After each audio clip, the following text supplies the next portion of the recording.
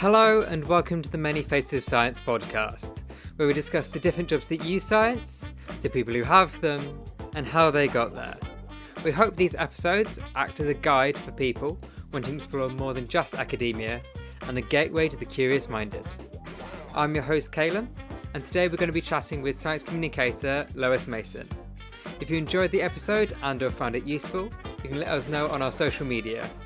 We're on Twitter, Instagram and TikTok. Here we go. Hi Lois, thank you so much for coming on the podcast. How are you doing today? Really well, thank you. How are you? I'm really good, thank you. It's a bit warm here, but should kind of trying to keep cool at the moment. Yeah. Got my water with me. The skies are grey here all the time.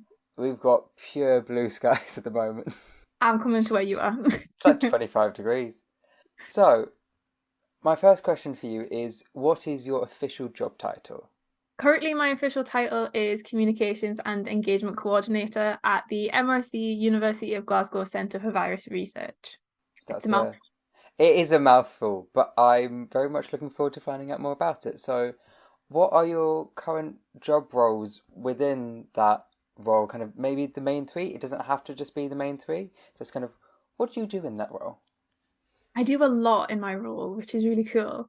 Primarily, so I manage the communications for the Centre for Virus Research. This is internal and external, which encompasses so many different things. I also do the public engagement and public involvement work. So that's things like events and activities. We also do different events and activities for widening participation. And I maintain several different websites as well, which is really cool. That's a lot. You It's must a have lot. like a really good succinct calendar of this is what I'm doing, this is what I'm doing, this is what I'm doing, or do you just have a calendar for everything? Because I imagine if you just have one calendar for everything, they just overlap a lot. So many calendars. Everything's color coded. I love the Notion app. I am obsessed with watching people use it on like YouTube and things, and I've made my own little setup, and it's very sleek and very fancy, and it is like my lifeline. Yeah, I couldn't cope without some good project management tools. So, obviously, there's a lot you do in your job. Did you always want to have this job? Did you even know about this job when you were younger, or did you want to be something else? Very much wanted to be something else. I did not know that this was an option, that it was possible. When I was younger, I mean, I wanted to be like a vet and all those amazing things as a kid. And then at school, when I started thinking about subjects and career choices, I decided I wanted to be a teacher. I loved biology and chemistry. I studied those to advanced higher, and I decided I wanted to be a dual qualified biology and chemistry secondary school teacher. I think the main thing that drew me to them was not only like the idea of teaching the subject, but also like supporting young people. I think that was the main thing that drew me in. I had like some challenges at school, like we all do, and I felt like a lot of the people, like teachers around me, didn't understand the challenges or didn't understand how my brain worked specifically, and I really wanted to be that person that could support like younger people. So that was my plan. When I applied to university, I applied to study biochemistry, not because I understood what biochemistry was, just because I put the two words together and thought that would be the way forward. Yeah. And then when I got to university, I was like, oh, this isn't what I want to do. But I found so I studied at the University of Glasgow, and we did a few lectures in first and second year on immunology, and I adored them. The lecturers in the School for Life Sciences are incredible and super engaging, and I loved it so much, and I decided that was what I wanted to do and what I wanted to study. And then I started thinking about the teaching career on a larger scale, and not just like standing in front of a classroom or being that kind of guidance support teacher for kids, but all the other elements of it as well. And I think that kind of made me rethink what I wanted to do. And then I found the world of public engagement, fell into that, and now I'm here. It is, I think, a lot of, obviously, public engagement and science communication, they've been in some form for many, many years, but I think Mhm. very much as their own kind of industry and sector. Only I think I was chatting with someone about 2016. It's kind of really come into its own. Yeah. Um, because I know kind of public engagement and science communication are splitting off now Yep. as two separate things rather than just science communication. But I think there is a lot of kind of, oh, this is actually something I can go into rather than it just being parts of other things. Yeah. Yeah. So I am the first person in my family to go to university. I very much went in blind. I didn't Mhm. understand anything about how universities work, what academics are. Um, yeah, I was very much winging it. And then so I never considered the idea of working in academia. That was never in Yeah. my brain.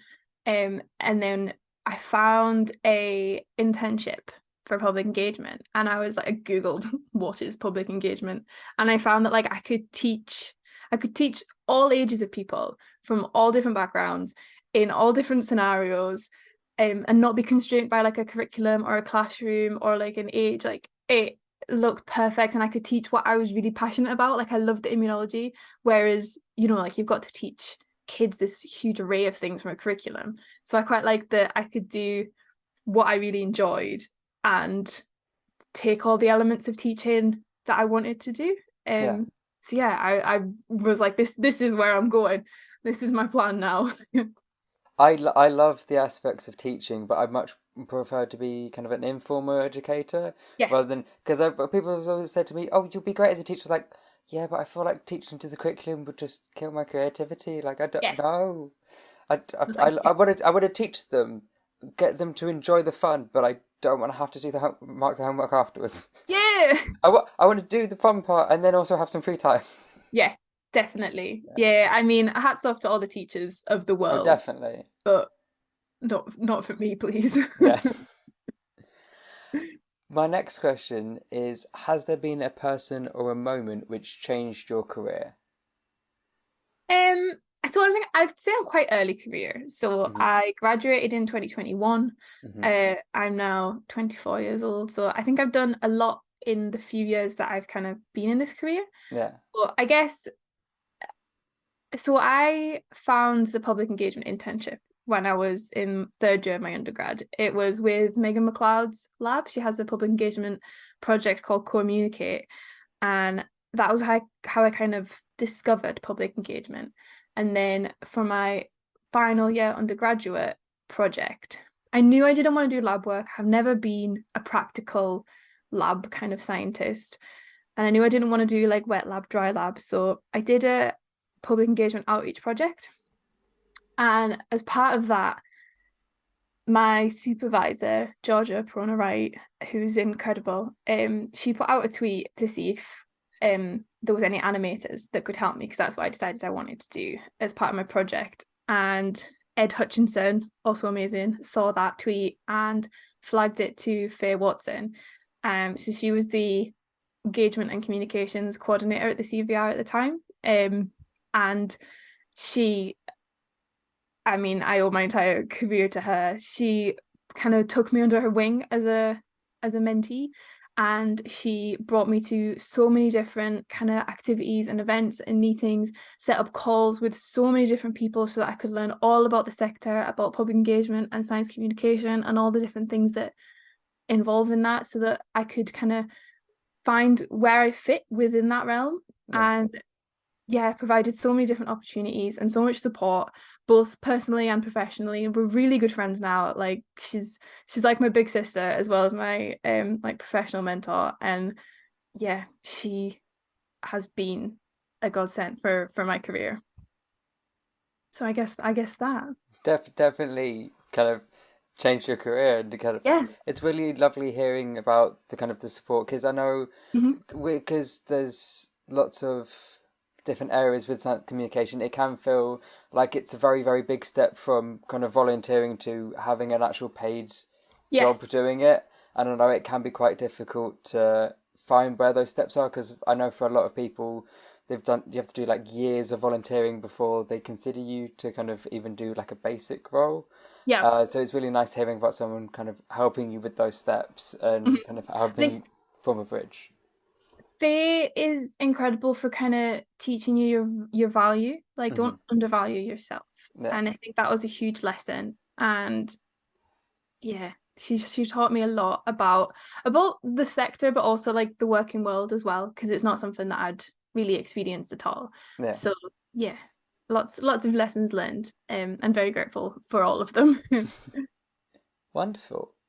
So we've talked a bit about you kind of doing your undergraduate at Glasgow, and we've also talked obviously about Faye helping as well. But how did you get the current role you are in? So yeah, we had that little bit of background where my supervisor popped out a tweet and I got in touch with Faye. And I think Faye kind of decided that she wanted me on her team. She was only in the job a few months, I think, at this point. So she was on track to do a PhD, and then she decided that career wasn't for her and decided to go into public engagement and got the job at the CBR. So she was very much in this mental world of COVID comms. So needed some kind of support, and she had a few interns along the way, but she wanted somebody a couple of days a week to support the work that she was doing. So she got funding for a few months for 2 days a week, me. So when I graduated from uni in 2021, I pretty much went straight into the CBR, and I was doing that 2 days a week alongside my Starbucks job. And then I got several different positions part-time. At one point I was doing like 3 or 4 jobs. It was madness. And then Faye very selfishly left me and got a job as a public engagement manager with research at the University of Edinburgh. It's an incredible opportunity, but she left me by myself. So I acted up to engagement and communications officer, because I was an assistant, acted up to an officer. And then when the coordinator role was advertised, I went for that job and got that job. And I started in February this year. So I've been in a few months, but yeah, it was quite a big leap for being quite early in my career, but it's been good. There's been a lot of challenges and a lot of opportunities to kind of prove my worth, and that, like, yeah, I can do this. Yeah, definitely. Yeah. People listening are going to be ranging from people who are kind of in high school, kind of college sixth form, up to kind of undergraduate. For those kind of in their undergraduate, how did you kind of talk to your advisor about wanting to do that, or was it kind of a conversation that you'd had, or what advice would you have for someone wanting to talk to their advisor about seeing if there's any connections that they can to try and go out and have a look at stuff? What, like public engagement PSCI-Com opportunities? Yes. Yeah. I don't know, I guess have the conversation. I think I spoke to so many people, and I think it's amazing who knows who.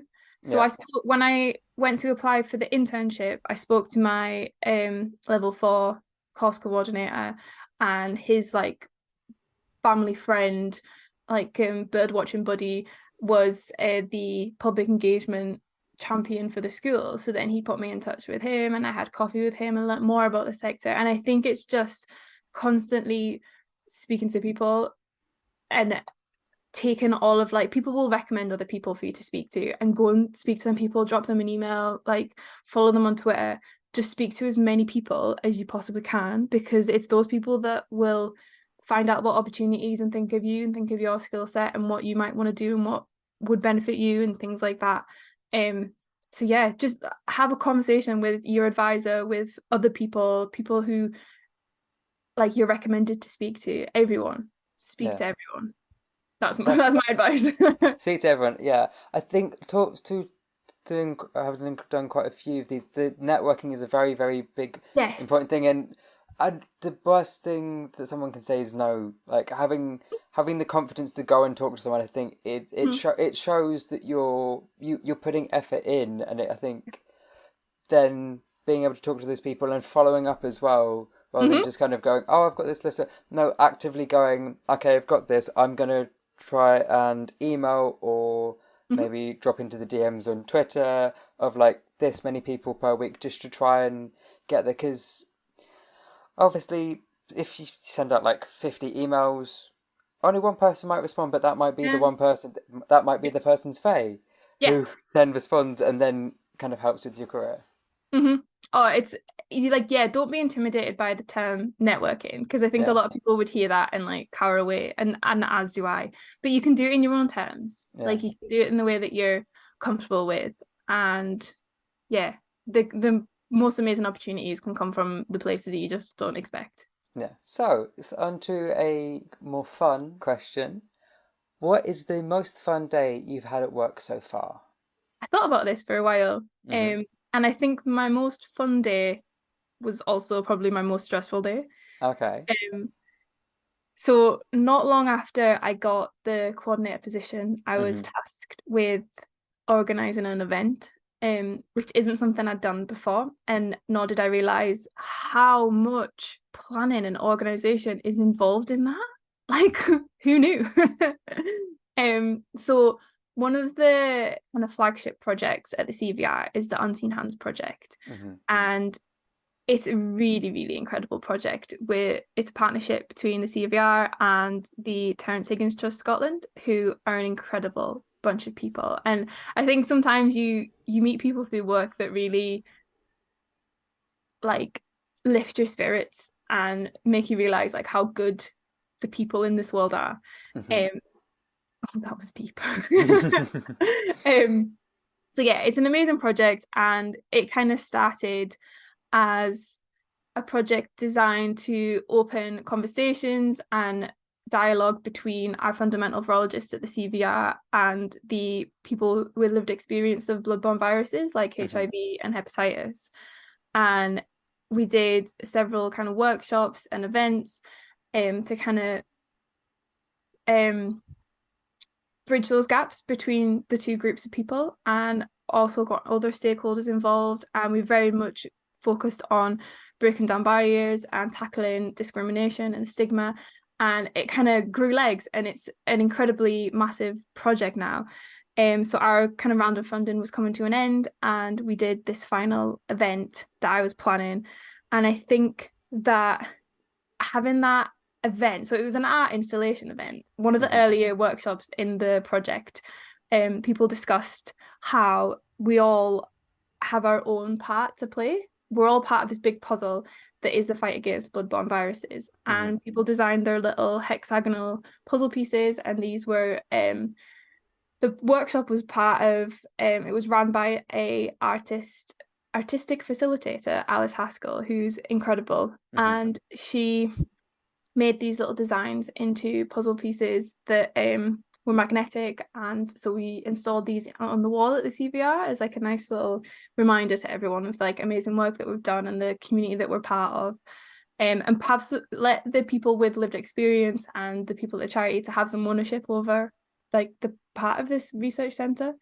So I think that having that event and hosting that event and organising it, it was incredible to see the power of events like that and bringing these kind of people together. And from feedback and from things that happened at the event, it was clear that I and everyone at the CPR managed to create a really safe space for people to Hmm. kind of share their stories and talk about things that are close to them. And I think that professionally, it was an incredible event. It was super powerful for all these people who have like lived experience of a virus or play a different part in that fight against bloodborne viruses. And I think personally, I was really proud that I kind of put this together, and it kind of showed me how far I've come in the time, like for the past couple of years, how I'm capable of kind of building something like this. Hmm. So yeah, I think that was most fun and most stressful, but it was worth It it. sounds like an incredible day. Yeah, it was. It was Yeah. really good. Is there anywhere to kind of look at the installation online or to kind of look up information about the event at all? Yes, we have a project website on the CVR has an engagement website, which is Hmm. kind of the hub of all things public engagement and science communication going on at the CVR. So we have on there pages for all of our different resources, like educational resources we use for wedding and participation events. We have project pages for each of our public engagement projects, and on there is a project page for Unseen Hands and a page for the different events and workshops that we've hosted. So yeah, all the photos will be Yeah. there. And also on that website, we have our science communication platform, Research Goes Viral, which is an incredible platform. Similar to this, it's kind of run by our PhD students and postdocs, and people host podcasts, and we chat about loads of different things that kind of very science and virology based, but also for some awareness days, we do chat about different kind of causes and just discussion points in the kind of virology community. We also interview some virologists that visit the CVR. We have some kind of international people that come and visit for external seminars and events and things, and have really interesting discussions. They often give advice for early career researchers and people looking to get a career in science research and virology. And yeah, there's loads on there, podcasts and blog posts and all that good stuff. Awesome. Now, the next question is, what does your ideal day look like? It may look like the event that you did. It may look like something slightly less stressful, but still equally rewarding. So yeah, what does your ideal day look like? This can both be in terms of your job or just in general. Yeah. Yeah, my ideal day is a lot less intense than that day. I think my favourite part of my job is probably like the design work. I love how creative I get to be in my job. Something I didn't expect to have as part of my job. So sometimes I get to design like documents, like strategies and things. I get to design posters and social media graphics, and I enjoy doing like video editing and things like that. I think it's those days that I find most at peace, because I primarily work from home. I'm in the office once or two times a week. I'm about an hour and a half away from Glasgow, so I kind of get that balance of a kind of quiet, calm life, like just me and the pups, but also I get to like go in the city and do that kind of hustle and bustle and the more like high pressure but exciting days in the office as well. So yeah.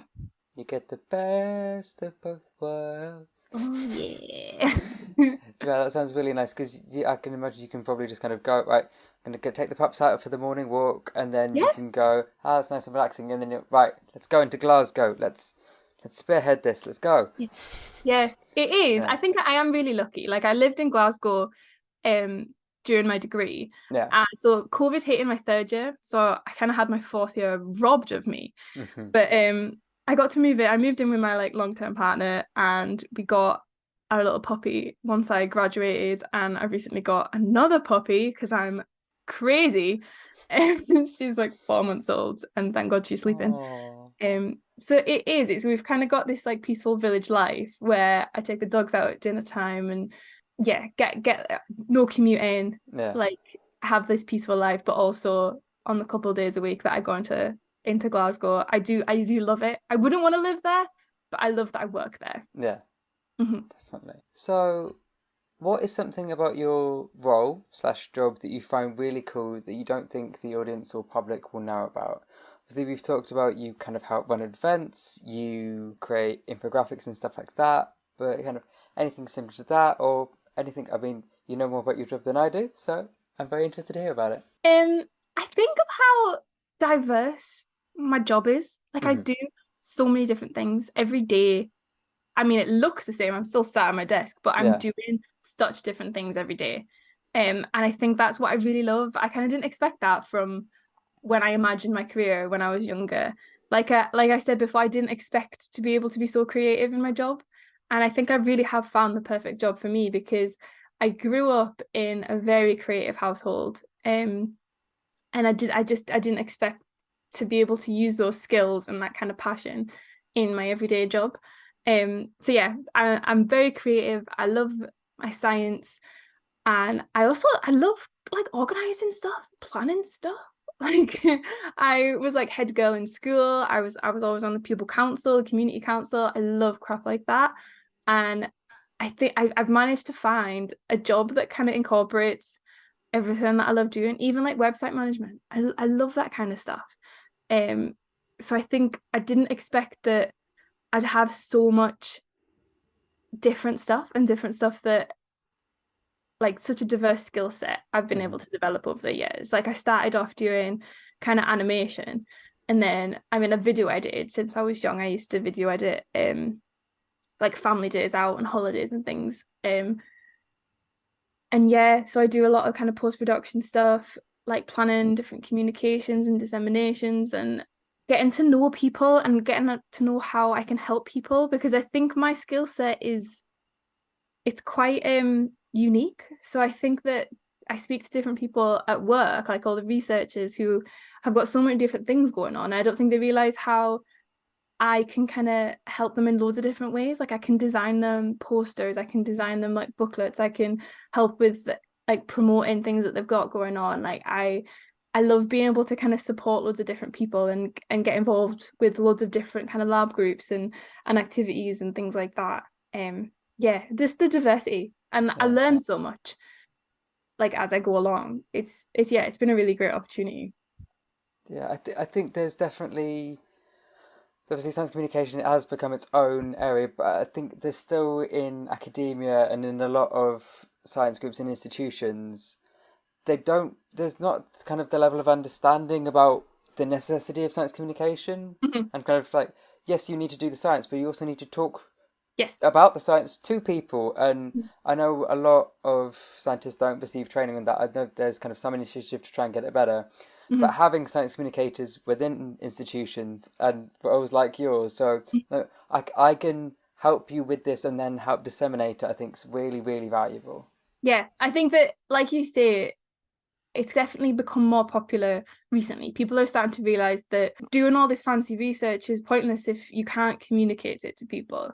And I think that the COVID pandemic really helped emphasize that, like, the kind of general public, it's not a thing, but the general public, I was actually really interested in science research. And I think that the kind of main thing that drew me into the world of science communication is that accessibility. Like everyone wants to know. I think because my degree was immunology, a lot of kind of family and friends and people in the village would like ask me like, right, so what's going on with the vaccine? Like what's going on with this virus?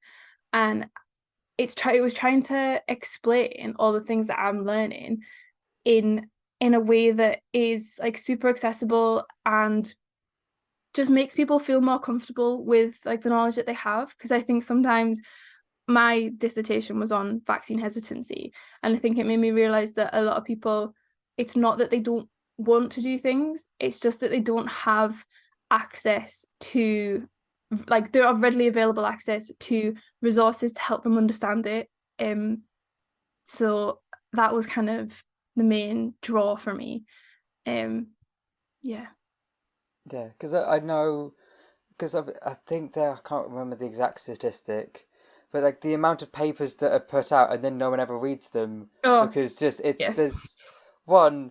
I had to use Google Scholar throughout the entirety of my degree, and trying to get through that, even with a scientific understanding, was an absolute pain. Yeah. Just like trying to find the right information. No, I need about this. No, I don't.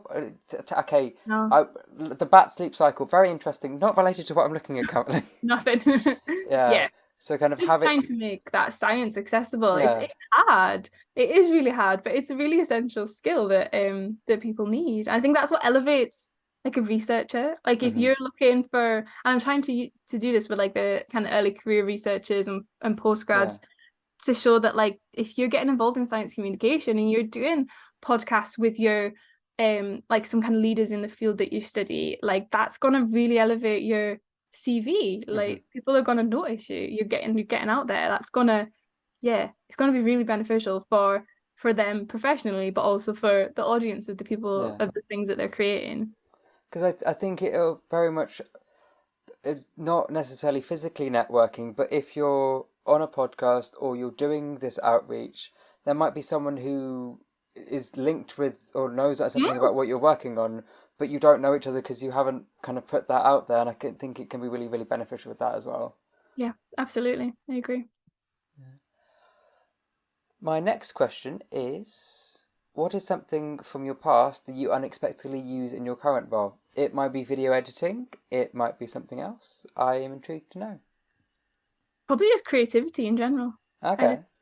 I love that part of me is so heavily involved in my job, and I work in academia, but also I get to be the creative one in academia. Yeah. It's really fab.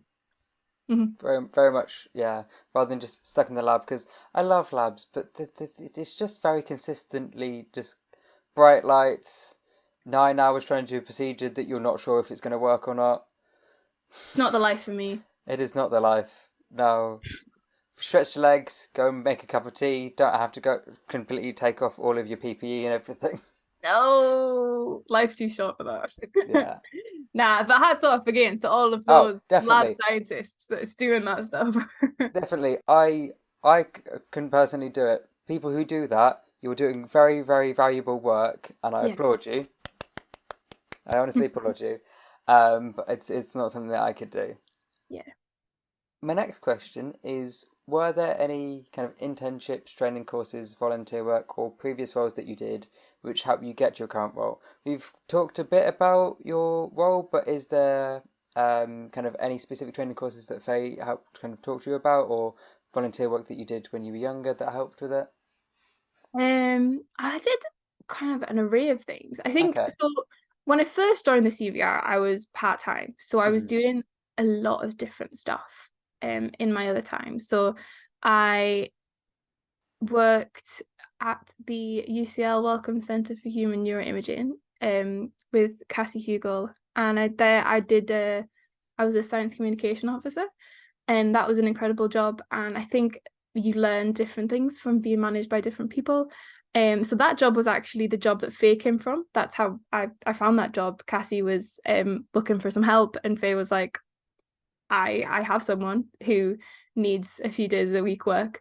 Um, so yeah, I learned a lot from there, and also I learned that I have a background in immunology and I work in a virology centre, but you don't necessarily need to have a degree in that specific research area to work in science communication in that Hmm. area, which I think was valuable. Um, so yeah, I did that, and I did a few days a week with Debbie McNeil for the Glasgow Science Festival, and Hmm. again, I learned a lot from that role. Um, just different experiences, I think, is what I tried to do. And again, all of these things were like from someone having a chat with someone who mentioned that I can do website management. I can use the horrifically painful content management system that the University of Glasgow is hosted on. And I think it's just having those kind of unique skills like that makes you kind of stand apart from people. So yeah, I did a few different positions. My internship with Megan McLeod was super helpful, although it was crushed halfway because of COVID. Um, and then also I got involved with the Scottish Public Engagement Network. I think that was Hmm. really valuable. I was chair of their social media working group. And then it kind of went through a bit of a period of change as our chair moved abroad. And now we've just re-elected, and Faye is the chair of Scott Penn now.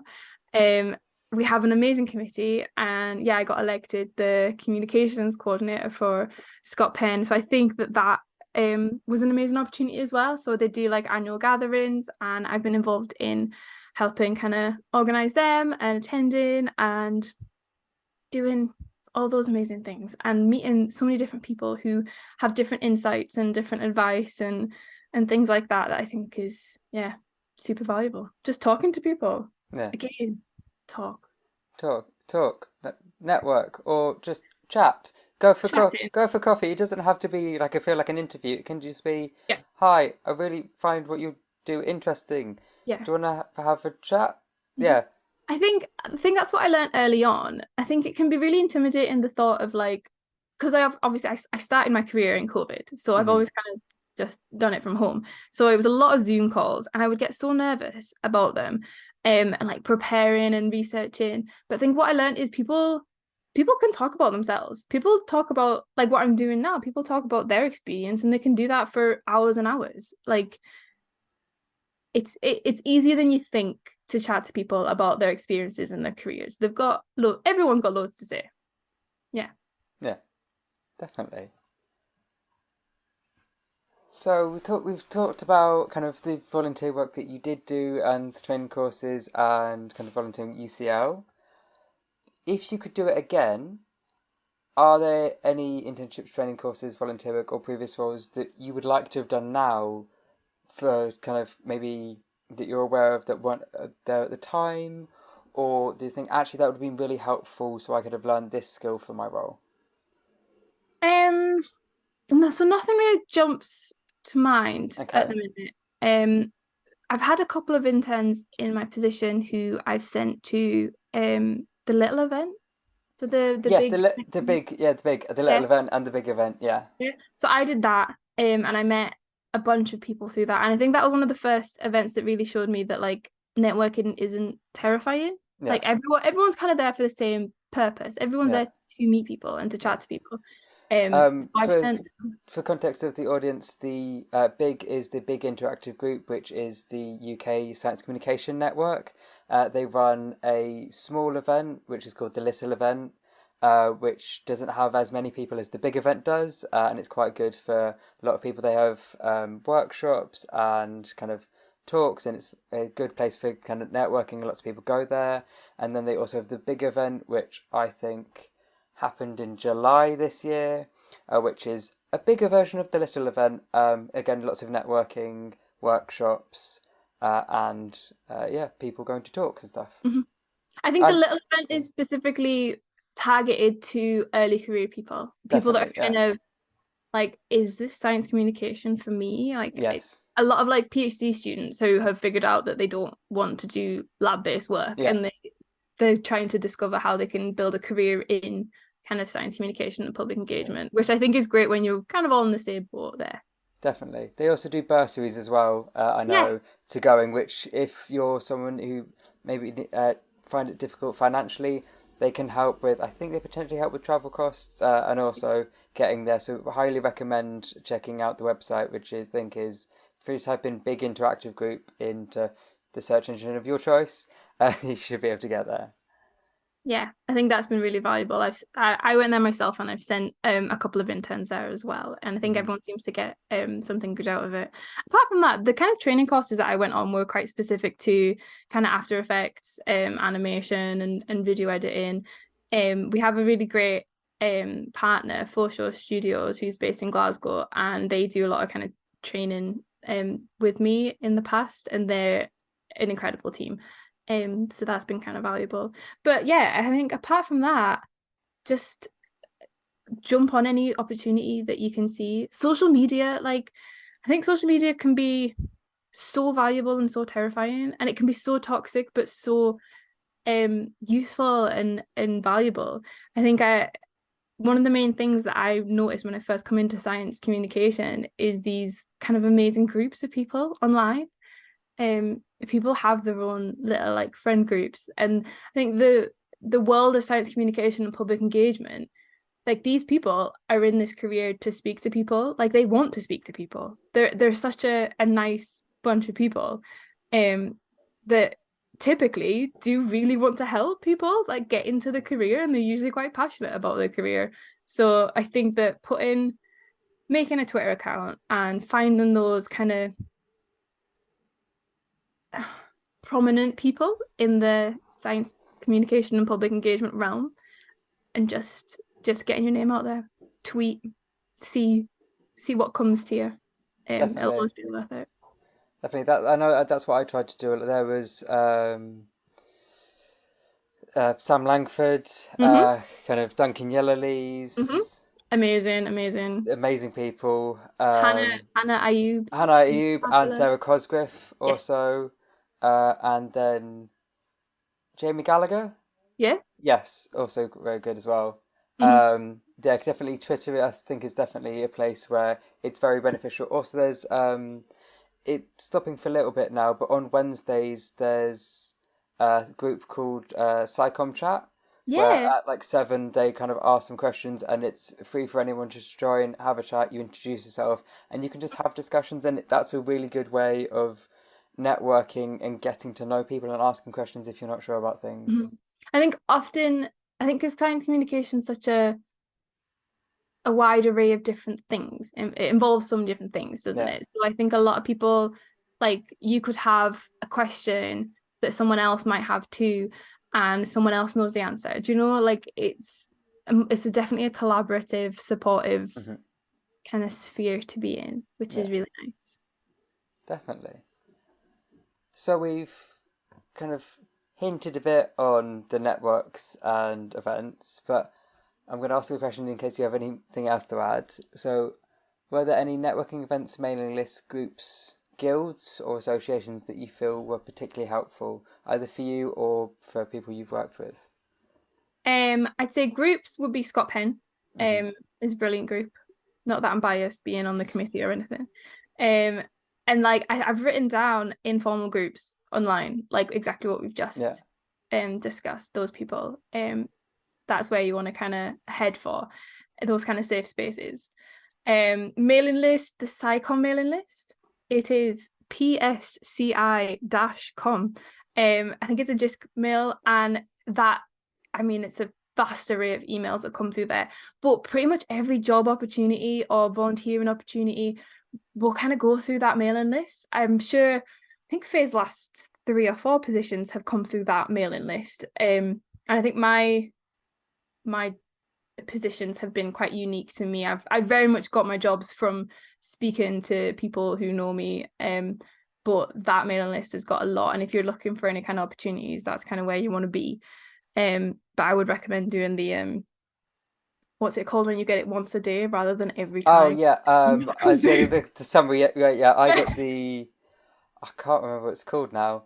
The digest. That's it. Yeah, rather than the constant stream. Yeah, so I get the digest of the PSCI-Com. There's also the PSCI-Com, the big interactive group, and there's a couple of other ones which I've referenced in a previous episode, but I will put them on the screen now. There we go. This is for future me because I can't remember all of them at the moment. But yeah, those are going to be really, really good. The PSCI-Com is brilliant. I think I found a lot of different opportunities on there because they kind of list, they'll list like job opportunities and then like news things, what's going on, different like events that are being hosted. Like, it's a really, really useful list to hop on. Definitely. So you may or may not have an answer to this, but are there any graduate jobs that now exist in the industry that you feel would be beneficial for someone? Yeah, nothing really springs to mind for this, to be honest. Okay. I think just, I don't know, I think my experience has been quite unique, and I've been super lucky to have found the positions that I've been in. But yeah, I mean, things like the positions that I've had, this kind of science communication, like internships, like I'm advertising all the time for internships to come and help at the CVR, and things like that. I think would be super valuable. Just learn from people. Yeah. So my final-ish question is, are you happy for people to contact you to discuss your role / ask for advice, and if so, what is your preferred method of contact? Yes, absolutely, of course. As you can probably tell, I'm very happy to talk a lot. So my email address is Lois, Lois .mason, MASON at glasgow.ac.uk. You're more than welcome to get in touch. If you're kind of in Glasgow, I always happy to go for a coffee and chat about all things PSCI-Com and public engagement and everything around that. Or always happy to hop on a Zoom call, or Teams if you're that way inclined. Yes. And finally, do you have anything you'd like to kind of talk about or promote at all? We've talked a bit about the website and kind of the different PSCI-Coms and podcasts. Are there any particular podcasts you think would be helpful for people, or anything in general?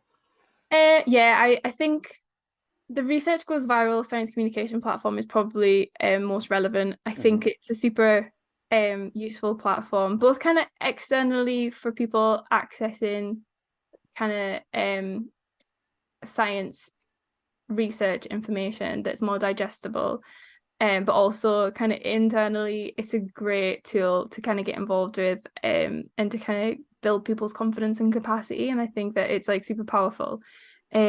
So I think the kind of podcast that springs to mind that's more of a broad chat was LGBTQIA plus History Month not so long ago, and we talked about scientists, virologists, microbiologists that are part of the LGBTQIA plus community who have quite prominent roles in virology, and we talked about their history and the kind of research that they did and the impacts they had on society. And I think that was a really interesting discussion, and we talked about why it's so important to speak about them and to make sure that their stories are still told now and kind of appreciated. So yeah, that's a really good one. It's with Stephen Devlin, Spiros Listras, and Anna Sims, and they are all an incredible bunch of people. Wonderful. I will put a link in the description of whatever social media you are currently listening to this on. Yes. Yes, wonderful. Well, Lois, it has been absolutely wonderful talking to you. I hope you have a wonderful rest of your day. And yes, hopefully I will get to meet you in person in the future. Yes. Everyone, I will see you you will hear me in the next episode, where I will be talking to someone else who uses science in their job, perhaps in a way you might not have thought of. Anyway, catch you later. Bye. Hi everyone, I hope you enjoyed the episode. I certainly enjoyed making it.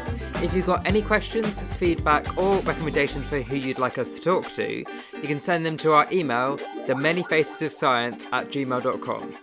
Or you can contact us via our socials on Twitter, Instagram and TikTok. See you next time!